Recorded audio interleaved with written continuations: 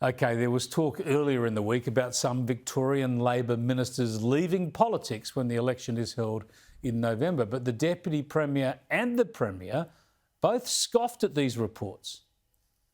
I'm not going to play the rumour game. I made it clear.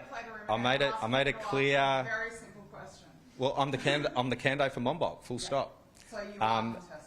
I'm the candidate for Monbulk. I'm not going to look. If I start answering those questions, and the same with other members of Parliament, I am absolutely committed to the re-election of the Andrews government. I'm the member for Monbulk. I'm the candidate for Monbulk, and I've got a lot of energy for the contest at the end of the year.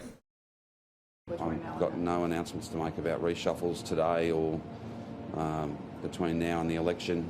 We'll have to wait and see how things go. These are silly questions, if I might be so bold as to say that, because, you know, I don't think you've got the power of knowing what's going to happen next week, next month, next year.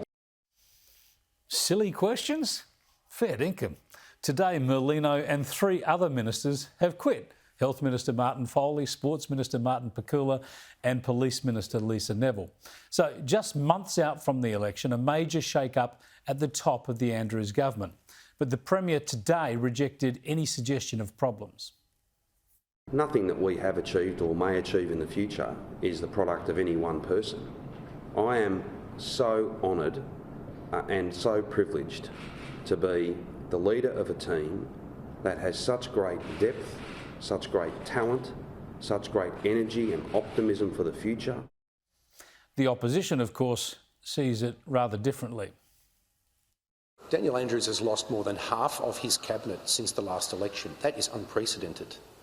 Lost more than half of his cabinet. If he can't even keep his own team together, why should the rest of the state have faith that the team he's putting in place will be there longer as well? The only real renewal is going to be a change of government at the state election.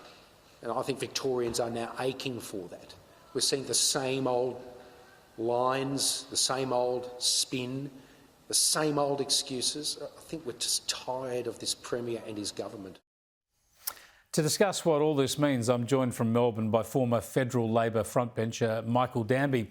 Michael, thanks for joining us. Won't this make Daniel Andrews' position, often called Dictator Dan, won't it make his position even stronger because he won't have as many senior voices around him in Cabinet to perhaps challenge him and share the power?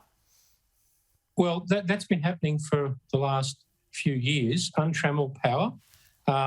It's one of the most centralist governments ever and the most left-wing governments ever. So he managed to get rid of 2 left-wing women, Jane Garrett first, then Jill Hennessy, who were potential rivals for Premier, and the 2 right-wingers, Merlino, who's deputy, and Martin Pakula, who are also aspirants for Premier, have also bitten the bullet.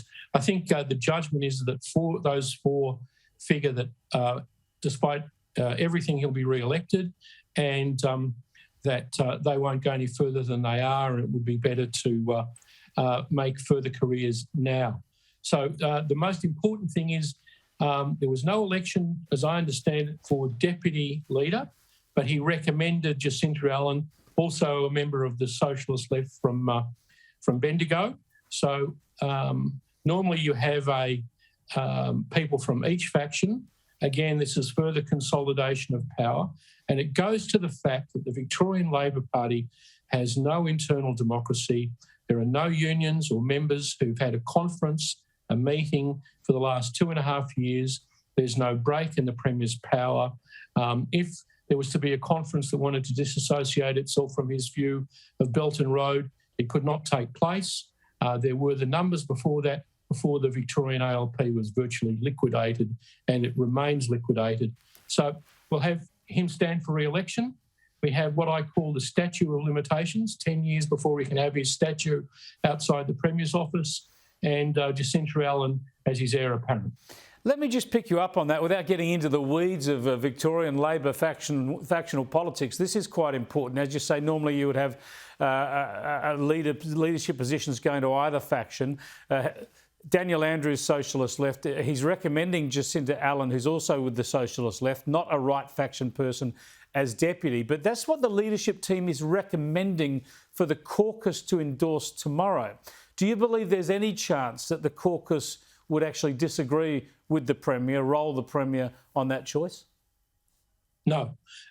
He's got all of their pre-selections in his hands. The federal executive has allowed the continued abolition of the Victorian branch, despite Mr Bracks and Macklin having made their reports more than a year ago. And the continuing lack of democracy means that these people are, in political fear of their lives. I mean, obviously, most people don't disagree with him on many issues, but you'd be a fool to sort of take him on with these recommendations. I mean, it sort of reminds me a bit of the Politburo meetings in the great film The Death of Stalin. Well, to be fair, it'd be pretty damaging to the government too if the Premier got rolled on something like this.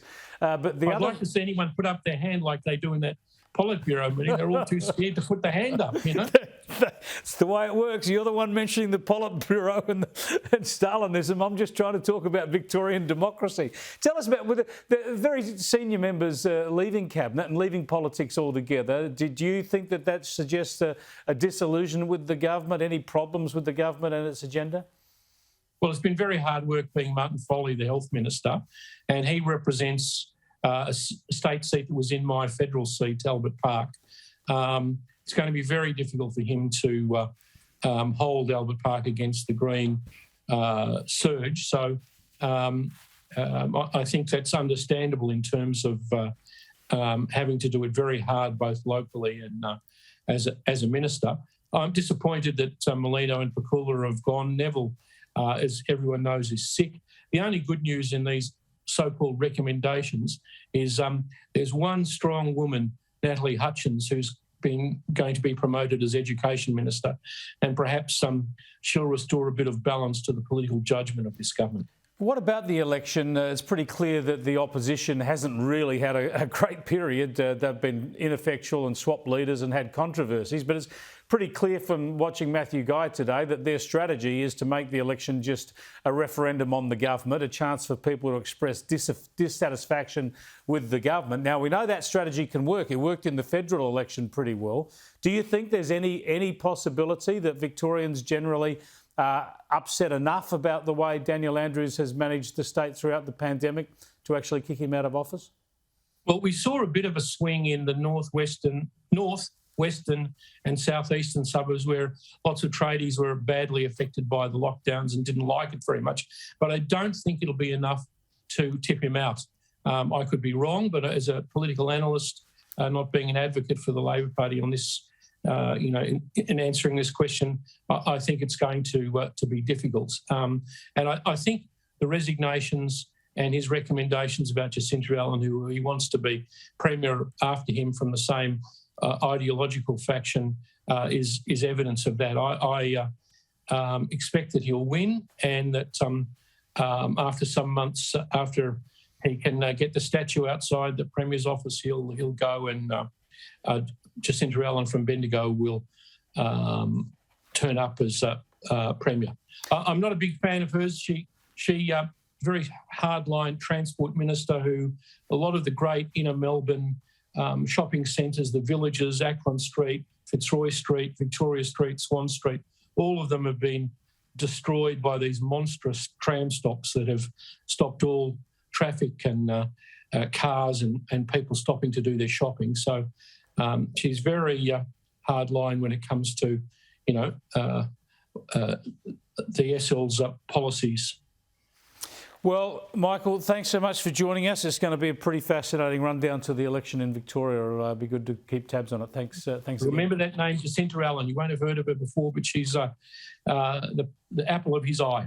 OK, we'll keep an eye. We have heard of her before. We'll keep an eye on her. She'll be Deputy Premier of Victoria come tomorrow, it seems for certain.